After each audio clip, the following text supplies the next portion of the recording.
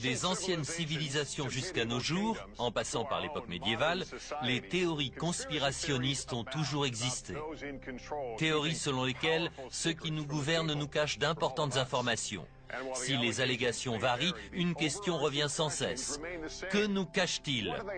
Pourquoi le cache-t-il? Et où le cache-t-il? Les entrepôts secrets du gouvernement américain. Où sont-ils et quels secrets renferment-ils?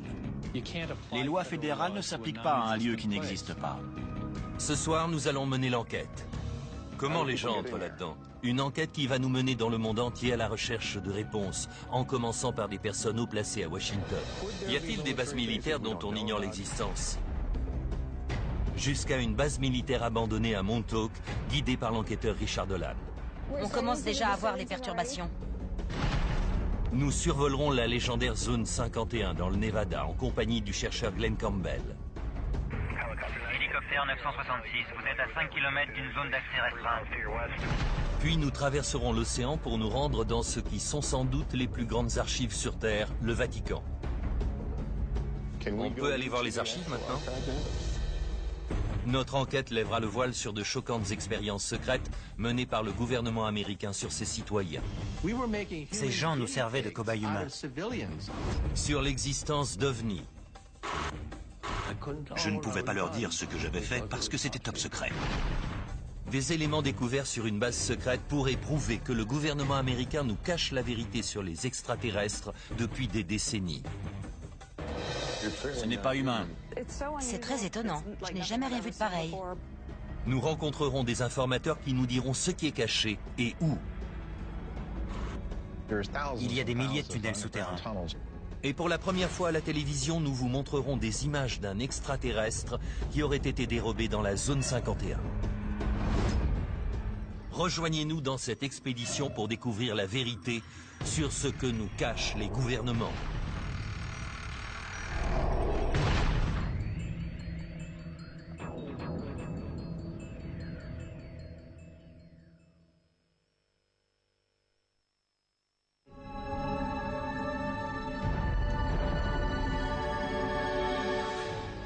Les secrets du gouvernement. Voilà un concept couramment utilisé dans l'industrie cinématographique qui a toujours intrigué les populations. Cela peut paraître une idée saugrenue, mais nous savons qu'il existe dans le monde des lieux où les gouvernements cachent des informations. Des bases militaires, des archives gouvernementales, des bunkers souterrains. La plupart de ces endroits relèvent de la sécurité nationale, mais ces zones à l'accès limité ne cacheraient-elles pas d'autres secrets bien plus grands? Que font-ils à Fort Knox ou dans la zone 51? Pourquoi ne puis-je pas aller au Vatican voir ce qu'ils y font? Le simple fait de refuser l'accès de ces lieux aux gens comme vous et moi nous oblige à nous demander pourquoi ils le font et ce qui se passe dans ces lieux secrets ou durant ces réunions secrètes. Ces lieux dont nous ignorons parfois l'existence cachent-ils des informations que nous devrions connaître? C'est en tout cas l'avis de certains. Je pense qu'il existe un nombre important de lieux souterrains cachés à travers le monde. D'endroits comme l'entrepôt 13. Tout est compartimenté, enterré dans le plus grand secret. Je ne sais pas si cela concerne le contrôle de l'esprit ou les ovnis, ou peut-être des armes biologiques, ou je ne sais quoi encore. Mais le secret, c'est la règle, pas l'exception. Pour répondre à ces questions, nous débutons notre enquête à Washington, D.C. Afin de nous faire une idée sur l'ampleur du goût du gouvernement pour le secret, nous allons interroger John Podesta, ancien chef de cabinet du président Clinton, qui a longtemps plaidé pour une transparence totale du gouvernement. Le gouvernement est-il parfois allé trop loin en voulant à tout prix garder le secret sur certaines choses? Bien sûr, le gouvernement va parfois trop loin à vouloir garder le secret sur tout. Ce genre d'habitude à la peau dure. Il faut être vigilant et s'assurer que les citoyens disposent du maximum d'informations que nous pouvons leur donner. Pense-t-on que les Américains ne seraient pas capables d'entendre ces informations? Ceux qui classent ces informations pensent que les gens ne sont pas en mesure de les recevoir ou n'ont pas besoin de les connaître. Ça peut être très dangereux à long terme. Je pense que le public est capable d'entendre ces vérités. Y a-t-il beaucoup de choses que nous ignorons? Certaines opérations délicates sont gardées secrètes. Leur succès en dépend. Cela dit, on se sert beaucoup de ce prétexte, alors qu'il ne s'agit pas toujours de questions de sécurité. Parfois, c'est aussi parce que, si les gens étaient au courant, ils ne voudraient pas que le gouvernement agisse de la sorte en son nom. Une des plus grosses sources de spéculation porte sur l'existence de dossiers classés secret défense sur les ovnis. Pourquoi les États-Unis ne sont-ils pas plus ouverts, plus honnêtes au sujet des ovnis, confirmant ou infirmant leur existence? C'est vrai, c'est une question que je me pose souvent. Y a-t-il vraiment là-bas quelque chose que les Américains ne doivent pas connaître? Avec le recul, peut-être que ce qu'ils faisaient là-bas à l'époque nous paraîtrait un peu idiot aujourd'hui. Mais les gens ont le droit de savoir. Alors que le gouvernement américain s'entête à cacher les documents sur les ovnis dans des entrepôts secrets, d'autres pays, eux, ont décidé de tout révéler. En 2008, le Royaume-Uni a décidé de déclassifier ses dossiers sur les ovnis. Et pour la première fois, des témoins, dont certains membres de l'armée américaine, ont pu raconter leur histoire. Je ne pouvais pas leur dire ce que j'avais fait, parce que c'était top secret. Milton Torres était pilote de chasse dans l'armée américaine. En 1957, alors qu'il est stationné au Royaume-Uni, une étrange mission lui est confiée. Ils m'ont dit qu'il s'agissait d'une mission d'assaut. Puis ils ont dit, c'est un objet volant non identifié. On veut que tu l'abattes. Quand Milton Torres atteint les coordonnées transmises, une énorme forme apparaît sur son radar. Il faisait des manœuvres que je n'arrivais pas à suivre. Il s'arrêtait, puis repartait à angle droit. Je suis arrivé, et à 20 secondes du tir, il a disparu. Il a décollé à une vitesse comme 10 fois la vitesse du son. On n'a pas d'avion aussi rapide. J'ai eu peur pour ma vie. De retour à la base, Milton Torres reçut l'ordre de ne jamais révéler ce qu'il avait vu dans le ciel ce jour-là. Ils m'ont dit, cette mission a été classée secret défense. Vous ne devez en parler à personne. Ni à votre femme, ni à votre chef, à personne. En divulguant des informations confidentielles, vous risqueriez la prison. Milton Torres ne sait toujours pas ce qu'il a vu ce jour-là sur l'écran de son radar, mais il a des soupçons. Je ne crois pas que nous soyons seuls. Et celui qui a construit cette machine en savait bien plus que moi. Le gouvernement américain détiendrait-il dans ses dossiers secrets d'autres histoires comme celle de Milton Torres? Même au sein de la classe politique, certains pensent que oui. L'ancien gouverneur de l'Arizona, Fife Symington, qui a assisté au phénomène inexpliqué appelé les Lumières de Phénix, pense qu'il s'agissait d'extraterrestres que le gouvernement a voulu cacher. En 1997, j'ai vu un très grand vaisseau en forme de triangle naviguer silencieusement au nord de Phoenix. Nous voulons que le gouvernement arrête de nous faire croire que chaque phénomène a une explication rationnelle. Nous avons droit à une plus grande transparence et je pense que le gouvernement se doit d'enquêter sur ce genre de faits. Le député de l'Ohio, Denis Kucinich, affirme lui aussi qu'il a vu un ovni. Monsieur Kucinich, avez-vous vu un ovni? Oui, c'était un objet volant non identifié. J'ai vu quelque chose. Le gouvernement aurait-il des informations sur des technologies extraterrestres qu'il nous cacherait? Je suis convaincu que notre gouvernement détient des preuves physiques, des informations concernant l'existence d'OVNI. Beaucoup pensent que si le gouvernement est bel et bien en possession de telles informations, c'est ici qu'elles sont cachées, sous terre, dans cette base aérienne retirée du Nevada, plus communément appelée la Zone 51. La base est aussi bien gardée que mystérieuse. Elle n'était même pas reconnue par le gouvernement avant 1994. Et encore aujourd'hui, il est difficile de savoir qui supervise cette base. Nous avons envoyé une demande d'accès par écrit, mais les semaines ont passé et nous n'avions toujours pas de réponse. Nous avons donc décidé de téléphoner. Nous avons fait une demande officielle pour filmer les locaux gouvernementaux de Groom Lake, c'est-à-dire la zone 51. Ça me semble important de pouvoir avoir accès à une telle base et savoir pour quel type de programme l'argent du contribuable est utilisé. Merci beaucoup. Au revoir. Il m'a dit qu'il voulait bien étudier notre demande. En attendant notre réponse, nous concentrons nos recherches sur un autre lieu empreint de tradition, le Camp Hero, dans le parc de Montauk, près de New York. L'enquêteur et écrivain Richard Dolan s'y rend pour effectuer des recherches sur des expériences secrètes menées par le gouvernement dans des locaux souterrains qui portaient sur le contrôle de l'esprit, le voyage dans le temps et la téléportation.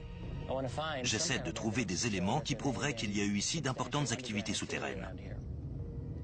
Si l'on en trouve, cela nous servirait de tremplin pour continuer notre enquête.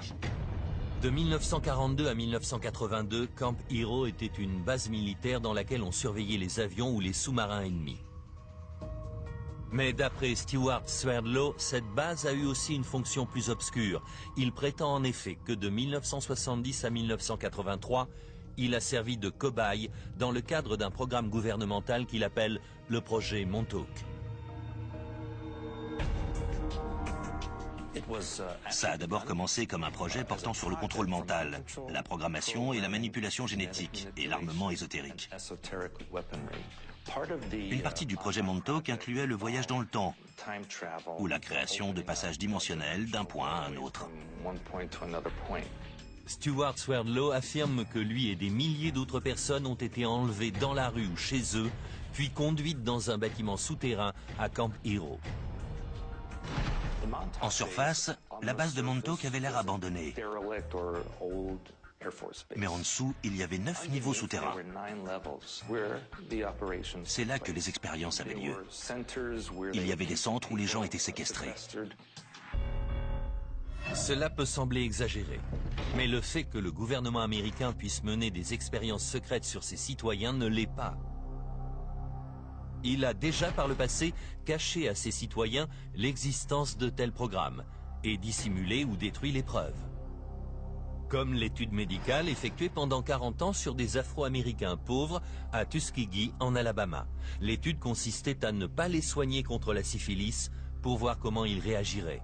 Et il ne s'agit là que de l'un des nombreux programmes secrets découverts avec le temps. Au plus fort de la guerre froide, on le sait aujourd'hui, l'armée américaine utilisait le peuple américain comme cobaye.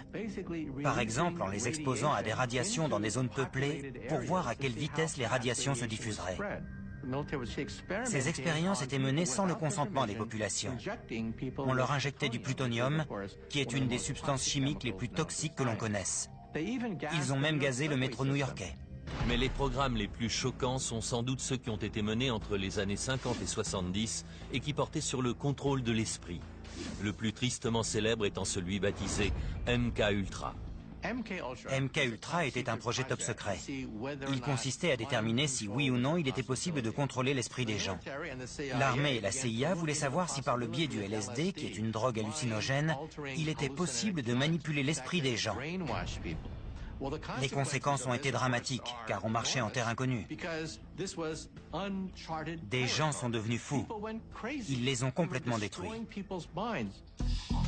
L'officier retraité Michael Bailey affirme avoir été un des sujets de ces tests militaires. Ils ont dit que ces tests étaient sans danger, qu'il ne fallait pas qu'on s'inquiète. Au milieu des années 70, l'officier Bailey a été affecté à l'arsenal d'Edgewood, dans le Maryland, après s'être porté volontaire pour ce qu'il croyait être un programme visant à tester les uniformes et l'équipement. Ils nous ont dit qu'on allait tester l'équipement pour les batailles du futur. Ça avait l'air excitant. Mais Michael Bailey affirme qu'au lieu de ça, lui et des centaines d'autres soldats se sont fait injecter du LSD et d'autres drogues très nocives ou ont été exposés à de dangereux gaz pour voir leur réaction. Nous nous sommes procuré cette vidéo d'entraînement tournée par l'armée et autrefois classée confidentielle. Elle montre certains des effets de cette expérience menée sur leurs propres hommes à Edgewood. 6h30 après l'exposition, le volontaire visiblement confus a eu besoin d'aide alors qu'il essayait de traverser un parcours d'obstacles. Les perturbations mentales et les hallucinations sont flagrantes. Aujourd'hui, l'officier Bailey estime que le gouvernement l'a trahi. On faisait confiance au gouvernement et à l'armée, mais ce n'était qu'un ramassis de mensonges. Beaucoup de gens ont souffert à Edgewood. Plus d'une centaine d'expériences de la sorte ont été menées dans des bases militaires, des hôpitaux, et même dans des universités réputées comme Princeton ou Harvard. Le but de ces expériences était de créer le parfait soldat, ce qui, en d'autres termes, pourrait être décrit comme la parfaite machine à tuer. Mais ces programmes ont eu des conséquences désastreuses. Il y a eu un nombre important de suicides et de suicides ratés. Un homme à qui on avait injecté du LSD a essayé de se donner la mort dans son jardin, devant ses enfants. Il était, comme on dit vulgairement, en pleine hallucination. La vérité sur le projet MKUltra n'a été révélée qu'au milieu des années 70.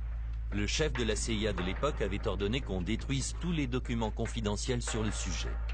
Mais une dizaine de cartons contenant les rapports financiers ont été oubliés et une petite partie de ce sombre secret fut découverte. Ce qu'il ne faut pas oublier au sujet de MKUltra, c'est que nous n'avons que très peu d'infos sur les détails du programme, parce que la plupart de ces dossiers ont été détruits. Nous ne connaissons pas le nombre exact de personnes qui ont participé malgré eux à ce projet. Certains avancent même que des victimes de MKUltra pourraient avoir changé le cours de l'histoire. L'assassin de Robert F. Kennedy, Sirhan Sirhan, a longtemps été soupçonné d'avoir été l'une des victimes de ces expériences de contrôle de l'esprit. Il est intéressant de noter qu'un des étudiants qui a participé à ces expériences menées à Harvard est le Unabomber. Si de telles expériences ont eu lieu sans qu'on en ait eu connaissance, serait-il alors possible que le projet Montauk soit lui aussi un programme gouvernemental resté jusqu'ici secret? Nous avons appris l'existence de MKUltra par accident. Si tous les dossiers avaient été détruits, MKUltra ne serait aujourd'hui encore qu'une rumeur.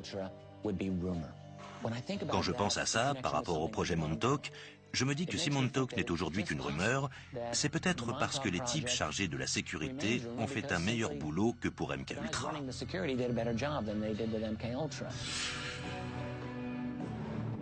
Le gouvernement américain a-t-il mené des expériences secrètes dans les bunkers souterrains de cette ancienne base militaire? C'est ce que Richard Dolan espère pouvoir prouver. Si ce qu'on dit au sujet du projet Montauk est vrai, ça changera tout sur ce qu'on croit savoir sur ce monde. Et je dois dire que si vous voulez monter un programme secret, Montauk est l'endroit rêvé pour le faire. Et ce, pour plein de raisons. C'est très isolé. Cela ne me paraît pas impossible qu'il y ait eu des activités étranges dans ces sous-sols. La base étant devenue un parc national, nous avons demandé aux responsables du parc l'autorisation d'accéder aux zones souterraines. Leur réponse a été qu'ils n'étaient pas au courant de l'existence de tunnels à Campiro. Mais Richard Dolan a entendu une autre version. On m'a dit qu'il y avait des constructions intéressantes dans cette zone. J'ai lu qu'il y avait des tunnels. Je voudrais voir quelque chose. Ce qu'il va découvrir nous fera peut-être changer d'avis sur le projet Montauk. Qu'est-ce que c'est que ça? Attendez. Qu'est-ce que c'est? Dans quelques instants, nous rejoindrons Richard Dolan à Montauk où nous emploierons les technologies les plus modernes pour explorer les sous-sols. Ça pourrait bien être une structure souterraine. Ensuite, nous examinerons certains éléments qui pourraient apporter la preuve que l'armée américaine nous cache l'existence d'une vie extraterrestre depuis des années. Est-ce la preuve qu'on attendait tous? Mais d'abord, c'est à Rome que nous nous rendons pour tenter de franchir les portes du Vatican afin de visiter l'un des lieux les plus mystérieux du monde, les archives secrètes du Vatican. Personne ne sait exactement ce que renferment les archives du Vatican. C'est tellement grand. Tout ceci quand Secret Défense revient.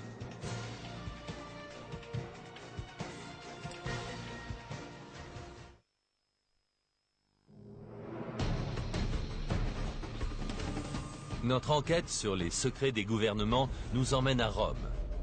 Une ville qui abrite le plus petit État souverain du monde, mais aussi un des plus influents, le Vatican. C'est le siège de l'Église catholique et de son milliard de fidèles. Bien que son pouvoir ne s'étende que sur 44 hectares, son influence, elle, est mondiale. Le Vatican est un lieu fascinant parce que c'est la plus vieille organisation encore existante aujourd'hui sur Terre. On peut remonter jusqu'à 2000 ans en arrière. De nombreux documents attestent de l'influence du Vatican à travers les époques. Et son rôle, notamment dans le domaine des arts, est fièrement exposé. C'est un des plus grands, si ce n'est le plus grand dépositaire de l'art, de l'histoire, de la tradition, de la théologie et des documents écrits. C'est un vrai trésor. Derrière moi se trouvent les murs sacrés du Vatican et à l'intérieur ses archives secrètes. 80 km d'étagères contenant des milliers de documents. Il s'agit sans doute des archives les plus riches de l'histoire du monde. Et pourtant, elles sont interdites à la plupart d'entre nous. Pendant des années, des universitaires et des citoyens se sont demandé ce qu'elles recelaient. Le Vatican cacherait-il d'importants secrets ? Personne ne sait exactement ce qu'il y a dans les archives du Vatican. C'est tellement grand. Et les universitaires n'ont qu'un accès partiel à ces archives. On n'en connaîtra jamais l'intégralité. Le secret qui règne autour de ces archives a éveillé l'intérêt des universitaires, des écrivains et même d'Hollywood. Le roman et le film Da Vinci Code avancent une hypothèse selon laquelle l'Église nous cacherait la vérité sur la lignée de Jésus-Christ. Dans le film Ange et démons, un ancien document conservé au Vatican va permettre de contrecarrer les plans d'une société secrète appelée les Illuminati qui voulait se venger du Vatican. Par ici, s'il vous plaît. Dans le film, les archives sont un vaste complexe hypermoderne et ultra sécurisé renfermant des millions de documents. La salle est un coffre-fort hermétique. On maintient un taux d'oxygène le plus bas possible. Les archives secrètes du Vatican ressemblent-elles à celles du film? Et ces archives pourraient-elles renfermer des documents contenant des informations explosives que l'Église voudrait cacher? Comme des prophéties sur l'Apocalypse, des preuves d'une éventuelle descendance de Jésus, d'exorcisme ou de société secrète. Des révélations qui seraient susceptibles de changer notre vision de l'Église, mais aussi et surtout celle de l'histoire. D'après de récentes découvertes, tout porte à le croire. L'archiviste du Vatican, Barbara Fraley, a découvert un document qui apporte un jour nouveau sur le rôle du pape dans l'exécution des chevaliers légendaires de l'ordre du Temple. Beaucoup de gens pensent que c'est le pape Clément V qui a demandé une enquête sur les Templiers et qui les a désavoués, causant ainsi leur perte. Vous avez trouvé un document, que nous apprend-il sur cette histoire? En 2001, nous avons retrouvé dans les archives secrètes du Vatican un parchemin original du pape Clément V, dans lequel il demande une audience à huis clos pour les maîtres de l'ordre du Temple, et durant laquelle il va les absoudre car il était convaincu qu'ils n'étaient pas hérétiques. Nous savons aujourd'hui que l'Église n'a jamais condamné l'ordre du Temple, et que c'est un acte de violence abusif du roi Philippe le Bel qui est à l'origine de la chute de l'ordre. Mal archivé il y a des centaines d'années, ce document n'avait jamais été découvert. Mais se peut-il alors qu'il existe des documents dans ces archives concernant des événements importants de l'histoire qui n'aient pas encore été trouvés? Il y a encore des millions de documents à découvrir dans les archives secrètes du Vatican. Quel genre de documents le Vatican peut-il alors nous cacher, intentionnellement ou non? À en croire les rumeurs les plus fréquentes, le Vatican nous cacherait des informations importantes concernant les prophéties sur la fin du monde, comme le fameux troisième secret de Fatima. Il s'agit d'une des prophéties les plus connues de la religion catholique. La prophétie veut qu'en 1917, la Vierge Marie soit apparue plusieurs fois devant 3 enfants de la ville de Fatima au Portugal, site aujourd'hui visité chaque année par des milliers de fidèles. Pendant ces visites, la Vierge Marie leur aurait fait 3 révélations sur l'avenir du monde, mais le Vatican n'en révéla que 2. Le premier secret est une vision de l'enfer.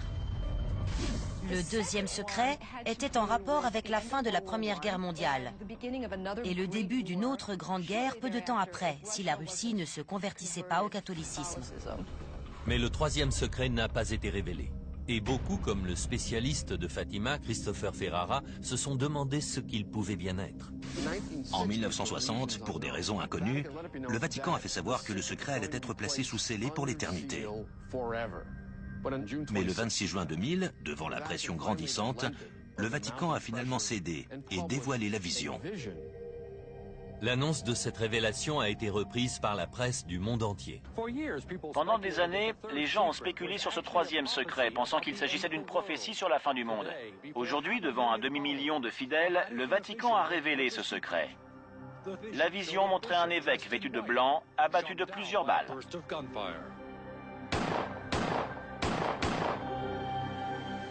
Si l'on en croit le Vatican, la prophétie du troisième secret a été réalisée le 13 mai 1981, quand le pape, l'homme en blanc de la vision, a été victime d'un attentat ici, sur la place Saint-Pierre, alors qu'il saluait ses fidèles depuis son véhicule.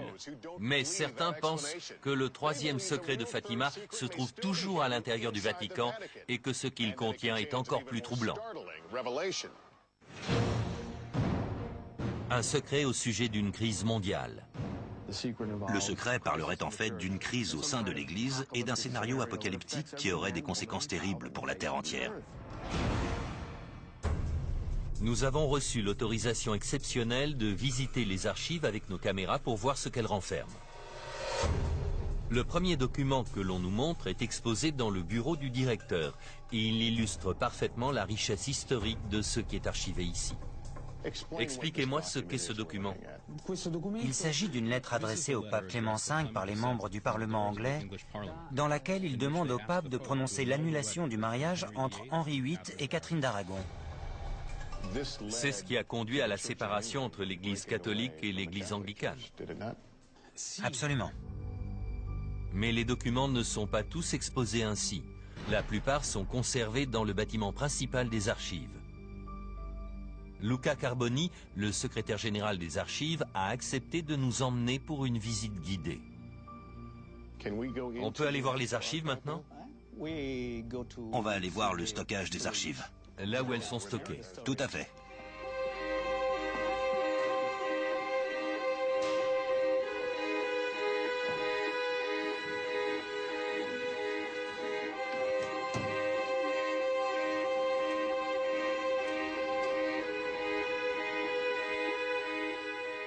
En arrivant dans le bâtiment principal, on est immédiatement saisi par le nombre impressionnant de documents qui s'y trouvent. Nous nous trouvons au cœur de l'histoire de la religion catholique, mais il y a là aussi une partie importante de l'histoire du monde, n'est-ce pas? Les archives du Vatican sont très précieuses, car nous disposons d'une chronologie continue depuis plus de 800 ans, depuis 1198 jusqu'à nos jours. Des documents aussi variés que les arbres généalogiques des familles médiévales ou les lettres du brillant astronome Galilée, qui s'est souvent battu avec l'Église à son époque, sont entreposés sur ces étagères. Vous avez des correspondances de Galilée? Nous avons une lettre de Galilée à un cardinal. C'est la signature de Galilée. La signature de Galilée à Florence, le 18 décembre 1628. Il y a tellement de choses ici. Pourrait-il y avoir des documents que même les archivistes ne connaîtraient pas? Oui. Chaque jour, on découvre quelque chose de nouveau ou quelque chose d'intéressant. Ici, ce sont des archives secrètes. Oui. Secrète veut dire privé. Ça ne veut pas dire qu'il y a des choses que personne ne peut voir? Non, non, c'est seulement privé. Privé, mais interdit d'accès, sauf pour 1 millier de chercheurs sélectionnés chaque année par le Vatican.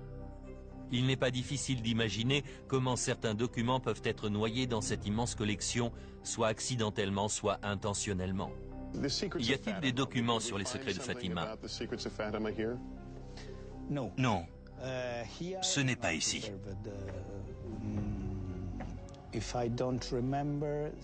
Si je me souviens bien, ce n'est pas ici. Où sont gardés ces documents?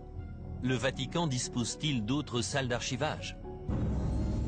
Même à l'intérieur de ce bâtiment, certaines pièces sont interdites aux visiteurs, comme la salle des parchemins qui renferme certains documents très anciens et très importants. Les universitaires et les chercheurs peuvent venir ici. Non, non, seulement le personnel du Vatican. Tous les parchemins sont ici? Nous gardons 50 000 parchemins dans cette salle, sur 2 étages. L'air est différent, c'est climatisé ici? Oui, l'air est purifié ici. Et qu'est-ce qu'il y a là? Ce sont les fameux jugements des Templiers. Des rouleaux de parchemin de 3 mètres. On peut les voir? Non, c'est fermé. Ces archives secrètes sont sans aucun doute un lieu unique, mais le Vatican ne nous a apporté aucune preuve confirmant ou infirmant les rumeurs sur la présence de documents secrets dans ces locaux. Nous nous rendons donc à Montauk, dans l'État de New York, à la recherche d'indices sur d'éventuelles expériences souterraines menées sur le contrôle mental et le voyage dans le temps.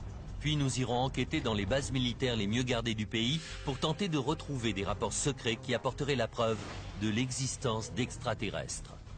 Tout ceci dans Secret Défense.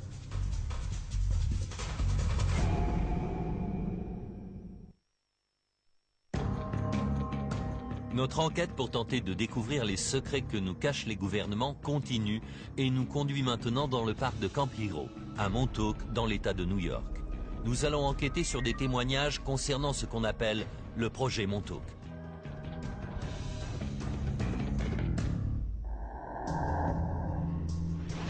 D'après ces témoignages, le radar qui se trouve derrière moi fut un jour l'épicentre des dangereuses expériences de manipulation de l'esprit du projet Montauk.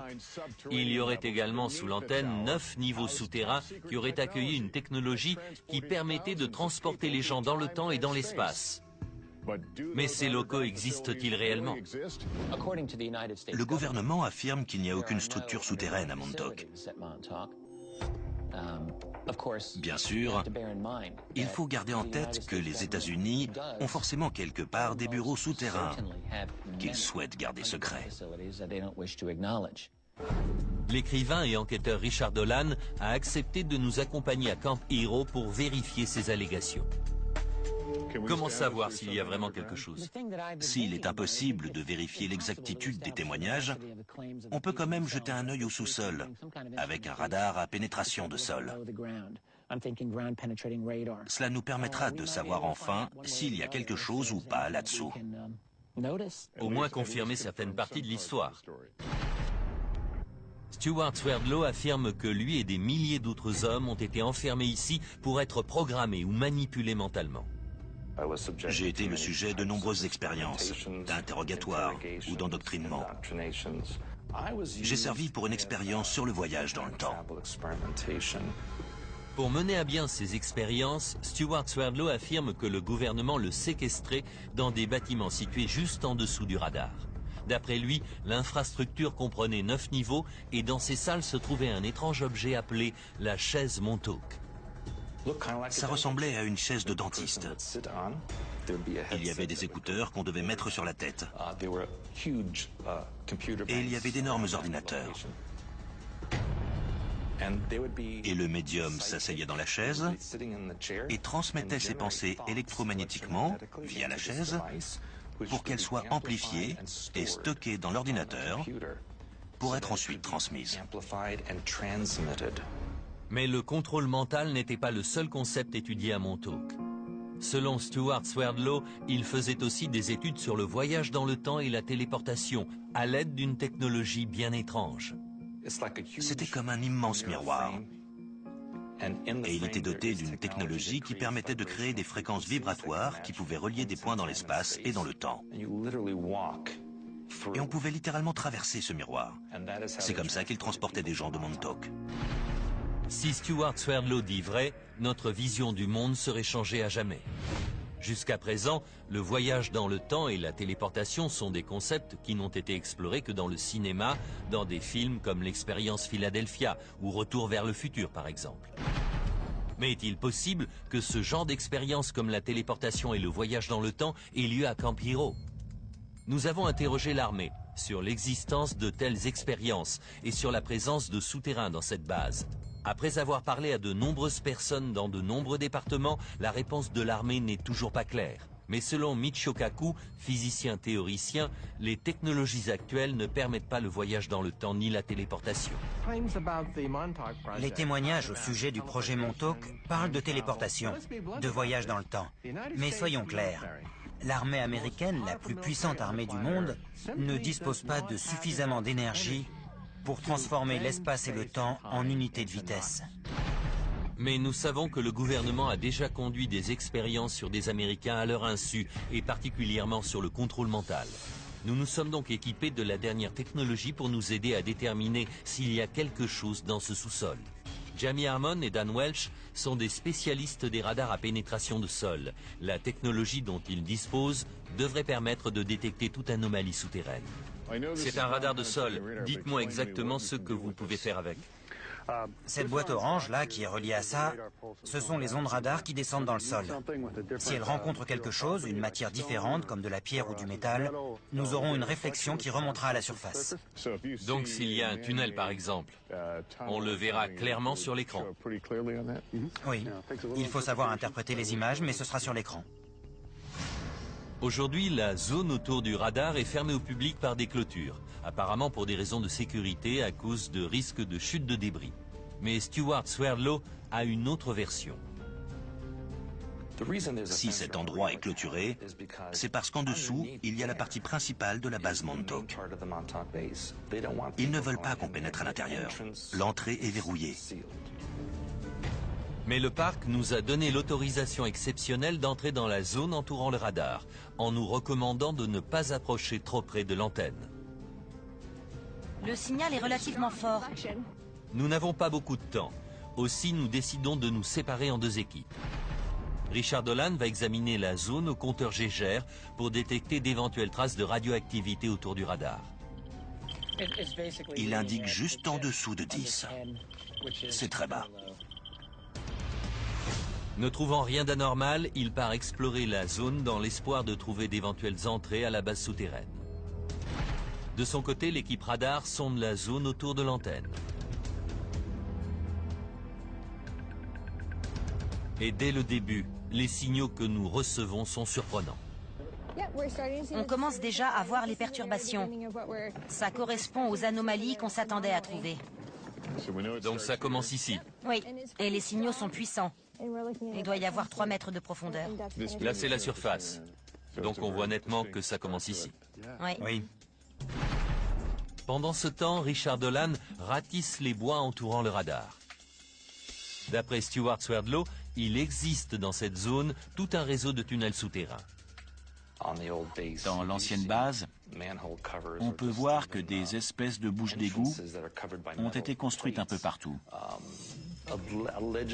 D'après l'armée, il s'agit du système d'égout ou de l'évacuation de l'eau. Mais en fait, ce sont des trappes pour s'échapper de la base souterraine. Voici une des nombreuses trappes qu'il y a dans cette zone. Elle est remplie d'eau. Il y a une bouche remplie d'eau et une échelle qui descend. On dirait que ça déborde. Ça a l'air condamné. Oh, je sens que je vais regretter ce que je suis en train de faire. Je voudrais voir si c'est profond. Ça a pu être conçu pour évacuer l'eau. Ils utilisaient peut-être beaucoup d'eau. Pourquoi mettre une échelle dans une bouche d'évacuation d'eau? Richard Dolan trouve plusieurs trappes comme celle-ci, mais elles ne descendent qu'à 2 mètres sous terre. Il nous rejoint donc. Et les résultats sont très intéressants. On a effectué plusieurs passages dans cette zone et il semblerait qu'à peu près à 3 mètres de profondeur, on ait quelque chose d'intéressant. Est-ce qu'on voit aussi que c'est plat? Oui. La surface est plate. Alors, étant donné la topographie du lieu, de cette colline, vu la pente, s'il y a quelque chose de plat, je dirais que c'est l'œuvre de l'homme. En d'autres termes, ce pourrait être le toit de quelque chose qui descendra encore plus bas? Absolument. Ce pourrait être le toit d'une chambre souterraine. C'est ce qu'on a de plus convaincant pour l'instant.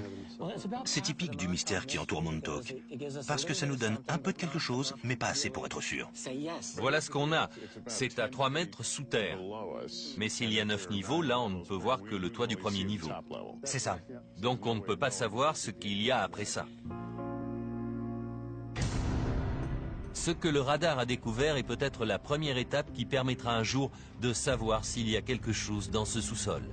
Mais sans l'accord des autorités pour creuser, impossible d'en avoir la certitude. Mais notre enquête ne s'arrête pas là pour autant.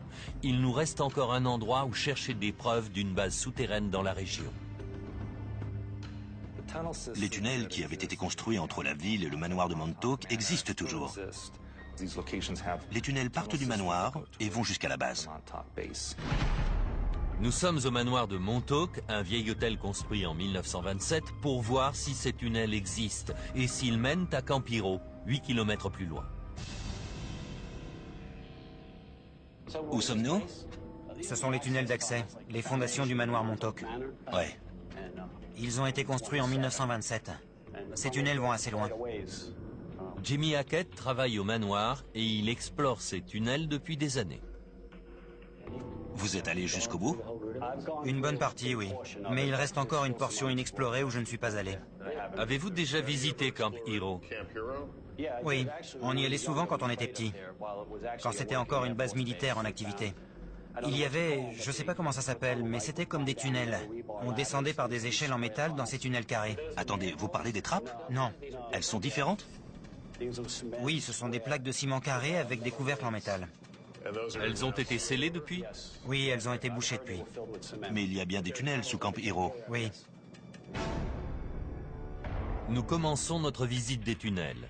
Rapidement, ils deviennent plus bas, plus étroits et quasi impraticables. Et l'on n'en voit pas le bout. Passons par là. Par là, attention à la tête. Ouais.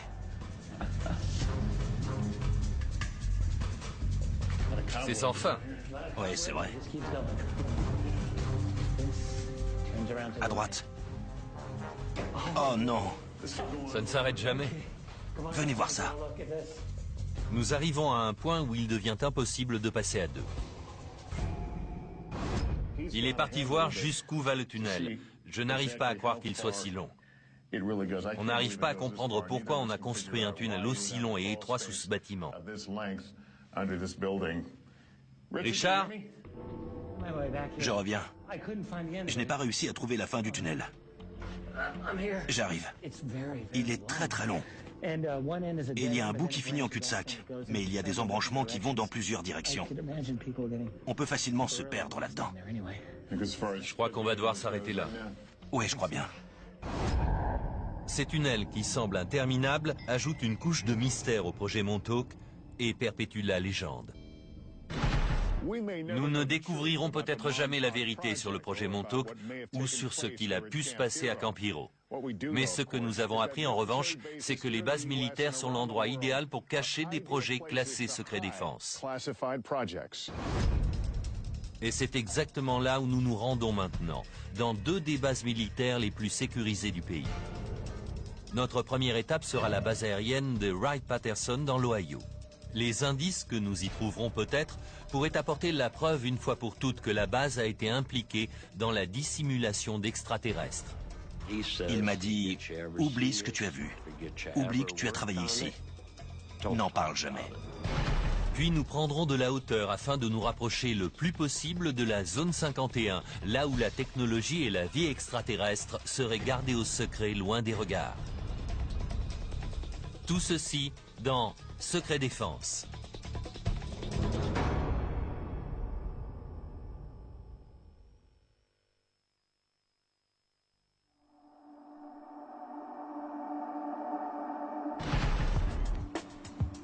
Notre enquête pour tenter de découvrir les secrets que les gouvernements nous cachent nous emmène à travers le monde.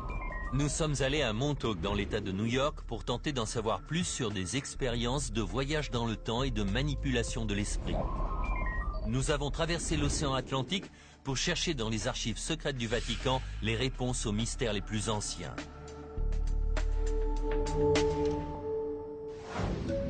Pour compléter notre enquête, nous nous rendons à Washington dans l'espoir d'obtenir les réponses et les autorisations que nous attendons toujours. Nous avons fait la demande par fax il y a 4 semaines et on n'a eu aucune réponse. On souhaiterait vraiment visiter la base. Nous avons appelé l'armée pendant des semaines pour demander l'autorisation de pénétrer dans l'enceinte de la base aérienne de Wright-Patterson et dans ce qui est sûrement la base militaire la mieux gardée du pays, la légendaire Zone 51. Ah, vous n'avez jamais autorisé de visite? Après avoir appelé de nombreuses agences gouvernementales, nous avons finalement en ligne un représentant de l'armée qui accepte de réexaminer notre demande.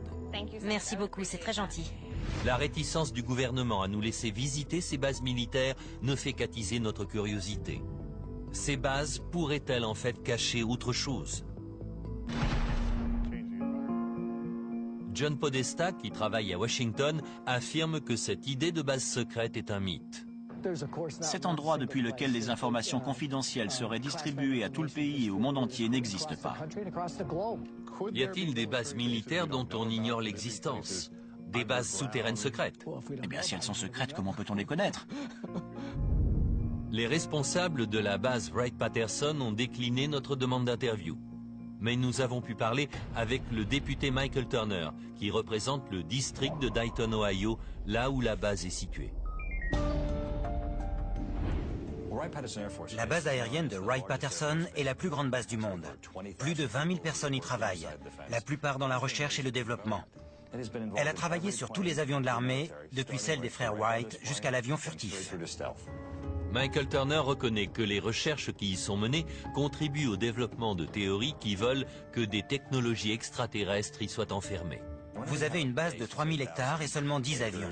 On y fait essentiellement de la recherche, mais c'est un terrain fertile pour les spéculations. Des spéculations en partie alimentées par le rôle de la base de Wright-Patterson dans le célèbre incident de Roswell en 1947. Le gouvernement a donné au moins 4 versions officielles différentes sur ce qui s'est écrasé ce jour-là dans le désert du Nouveau-Mexique. Si les théories diffèrent, certains faits sont indiscutables.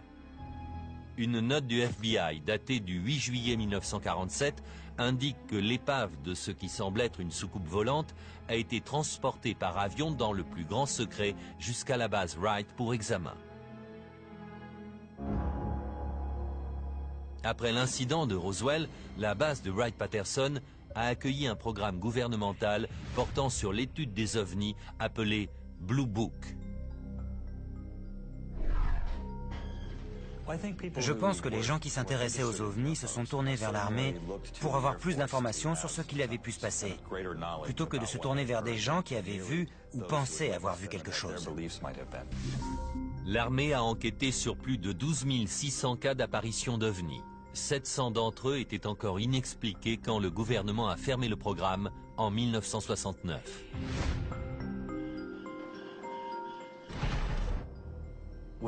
Quand on entend la position actuelle des autorités sur les ovnis,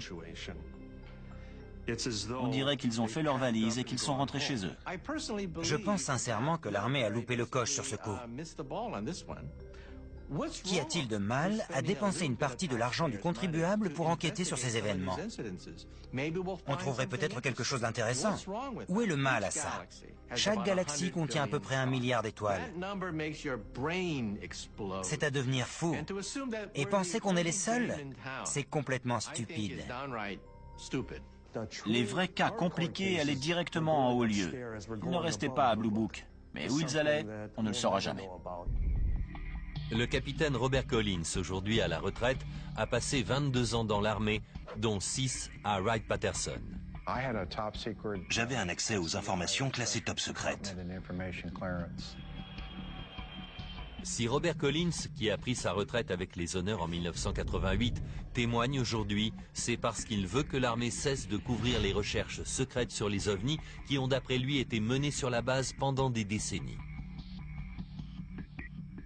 Ça comprend tous les programmes secrets de l'armée, y compris tous ceux concernant la technologie extraterrestre, qui sont super secrets. De nombreux témoins soutiennent l'action de Robert Collins et affirment avoir eu accès à des preuves extraterrestres sur la base. D'après un rapport, les responsables auraient révélé l'existence du vaisseau de Roswell à un groupe d'élite qui aurait été envoyé en mission sur place. C'était des colonels, des généraux. Ils avaient été formés au lobbying, à l'espionnage. Il connaissait parfaitement nos technologies et il pouvait les manipuler, les retourner pour couvrir des missions à l'étranger. Parmi eux se trouvait le lieutenant-colonel Marion Magruder. Il a dit qu'il devait décider de rendre public ou non quelque chose qui s'était passé récemment. Pilote de chasse pendant la Seconde Guerre mondiale, Marion Magruder, appelé Black Mac, connaissait bien les opérations militaires. Mais cette mission était très spéciale, tellement secrète qu'il n'en parlait à sa famille que 50 ans plus tard, sur son lit de mort. Il a dit « Je vais t'avouer une chose, nous ne sommes pas seuls ». Marion Magruder raconte alors son incroyable rencontre avec un extraterrestre. Il éprouvait de la sympathie pour lui. Il a dit qu'il avait plus l'air d'un humain que d'un extraterrestre. Mais il avait une plus grosse tête, des plus grands yeux et des longs bras fins et des petites jambes. Et d'après mon père, il avait l'air très triste. Marion Magruder garda cette rencontre secrète jusqu'à ses derniers jours. Mon père disait, on l'a tué à cause des expériences et tout ça. Ça l'a beaucoup affecté. Ses souvenirs n'étaient peut-être pas la seule chose qui le hantait. Des gens venaient souvent lui rendre visite pour parler de ça. Et même si je ne saurais jamais qui étaient ces gens, je sais qu'ils voulaient s'assurer que le secret était bien gardé. L'armée nous a renvoyé à son communiqué de 1985 qui répondait aux rumeurs insistantes sur des ovnis. Il y est écrit que il n'y a pas et il n'y a jamais eu de visiteurs ou d'équipements extraterrestres sur la base de Wright-Patterson. Mais au fil des ans, les questions et les suspicions demeurent, alimentées par les témoignages d'anciens militaires, dont celui de Robert Collins, qui affirme que des bâtiments souterrains ont été construits de manière stratégique sous la base. Vous ne les trouverez jamais, sauf si vous savez où chercher. Dans un instant, nous examinerons des témoignages au sujet d'un labyrinthe complexe construit sous la base de Wright-Patterson. Puis nous étudierons des preuves physiques qui pourraient confirmer que le gouvernement nous cache des informations sur la vie extraterrestre. Je suis trop vieux pour me soucier de ma réputation. Puis nous nous rendrons dans le désert du Nevada pour une enquête exclusive dans la zone 51. Si les gens savaient ce qui s'est passé dans la zone 51, ils voudraient brûler l'endroit. Tout ceci dans la suite de Secret Défense.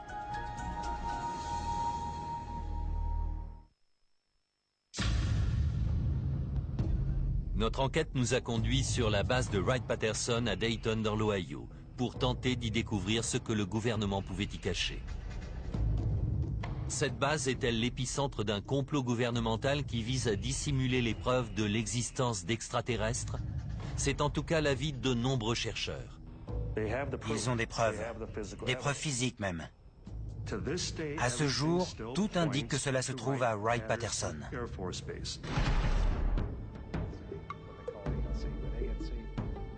D'après l'ancien capitaine de l'armée de l'air Robert Collins, ces plans du génie civil montrent les entrées d'un vaste complexe souterrain composé de tunnels et de chambres fortes.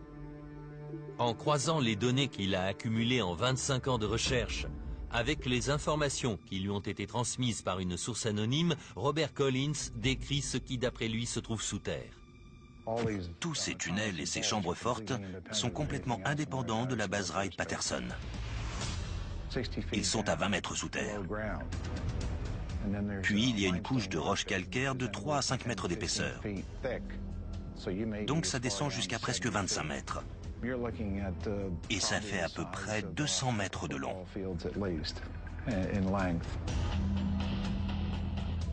Il y a en gros 4 chambres fortes, de 30 mètres carrés chacune. Il y a de la moquette dans les tunnels et vous pourriez les traverser en pick-up. Mais pour lui, le plus remarquable, ce n'est pas cette base souterraine en elle-même, mais ce que l'armée y a caché et y cache peut-être encore. Dans ces chambres fortes étaient entreposés les corps des aliens. Il y avait tout le matériel cryogénique nécessaire pour conserver ces corps. Il y avait des tables d'examen et du matériel pour effectuer des tests biologiques.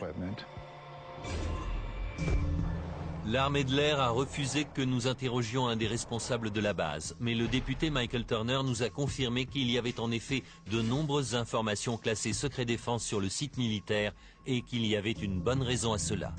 La plupart des activités de la base sont classées secret défense, car elles ont besoin d'être protégées. Ce sont des projets en cours de développement, des recherches sur des aptitudes pour l'avenir, ou même comment on voit nos adversaires potentiels. Un communiqué qui nous a été fourni par l'armée précise qu'au moins une étape dans le développement de quasiment tous les avions de l'armée de l'air américaine a eu lieu à la base de Wright-Patterson. Il travaille sur le développement d'un matériau qui peut détecter et réparer tout seul ces fissures, ainsi que sur des avions de la taille d'insectes ou d'oiseaux qui seraient capables de voler en groupe. À ce jour, Carl Day reste un des seuls journalistes qui ait été autorisé à enquêter sur les ovnis dans l'enceinte de la base militaire. Beaucoup de questions restent sans réponse. Ce soir, nous allons essayer de faire le tri entre fiction et réalité. Ils m'ont dit, venez voir si vous trouvez quelque chose. C'était sur invitation de l'armée de l'air. Carl Day connaît les rumeurs sur les souterrains et demande donc à être escorté au niveau le plus bas du bâtiment 620. Le tunnel que j'ai emprunté n'était sûrement pas assez grand pour y rouler en camion. Il fallait se baisser parce que le tunnel était très bas. Il n'a pas trouvé de tunnel caché, mais ce qu'il va découvrir est encore plus troublant. C'était une petite mandibule, la mâchoire inférieure de quelque chose. Durant son reportage, Carl Day fait la rencontre d'un technicien dentaire d'un hôpital militaire situé à 25 km de la base, qui affirme qu'il a travaillé sur une étrange empreinte de mandibule provenant de la base. À l'époque, l'homme a si peur de raconter son histoire qu'il préfère rester anonyme. Je n'avais jamais rien vu de tel chez l'humain ou chez l'animal. Jamais. Aujourd'hui âgé de 81 ans, John Musgrove parle à visage découvert pour la première fois. Il ne me reste plus beaucoup d'années à vivre. Et si j'ai envie de parler de cette affaire aujourd'hui, c'est parce que je ne pense pas que le gouvernement dise un jour « Les extraterrestres existent.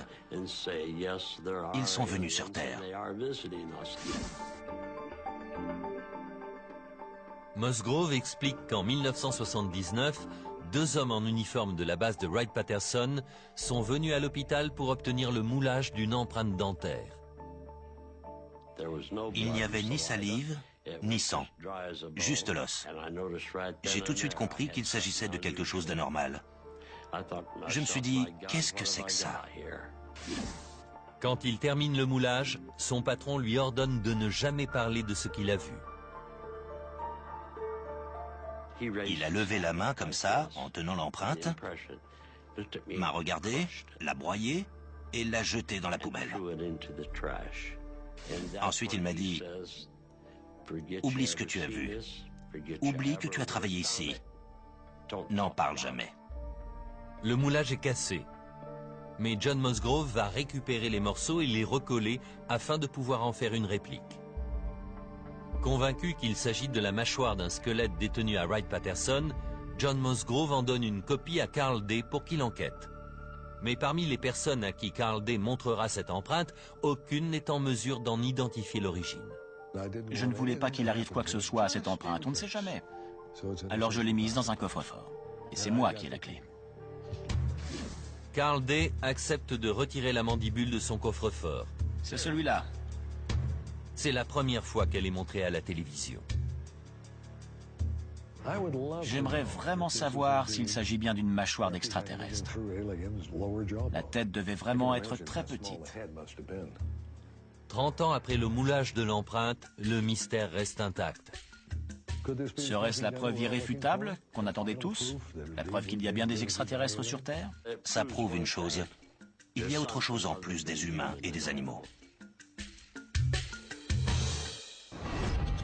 Dans un instant, nous essaierons de savoir si cette mandibule détient le secret de la vie extraterrestre. Une anthropologiste dentaire nous donnera son avis. Mais d'abord, nous irons dans le désert du Nevada. On se demande ce qu'il peut y avoir de si secret pour qu'il tue.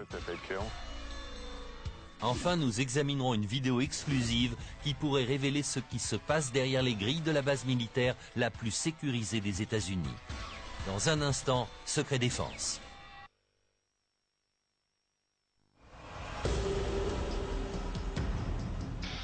Notre enquête nous dirige vers l'une des bases militaires les plus mystérieuses. La fameuse Zone 51. C'est ce qu'on appelle une base noire, c'est-à-dire qu'elle a été conçue de façon à ce que son existence puisse être déniée. On ne peut même pas approcher la base tellement elle est surveillée. C'est donc très difficile de savoir ce que le gouvernement y fait. Le secret qui entoure la Zone 51 a rendu la base tellement célèbre qu'elle est décrite dans de nombreux films, comme Independence Day par exemple. Dans le film, la Zone 51 est dépeinte comme un immense laboratoire de recherche sur les ovnis, grouillant de soucoupes volantes et de corps d'extraterrestres. Après de nombreuses démarches pour obtenir un droit d'accès à la base, notre demande est rejetée. Je peux vous demander la raison de ce refus?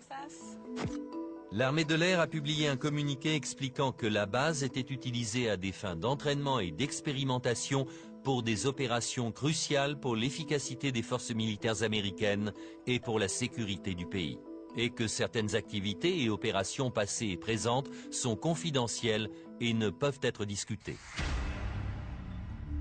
Nous décidons néanmoins de prendre la route pour tenter d'obtenir le maximum d'informations possibles sans avoir à enfreindre la loi.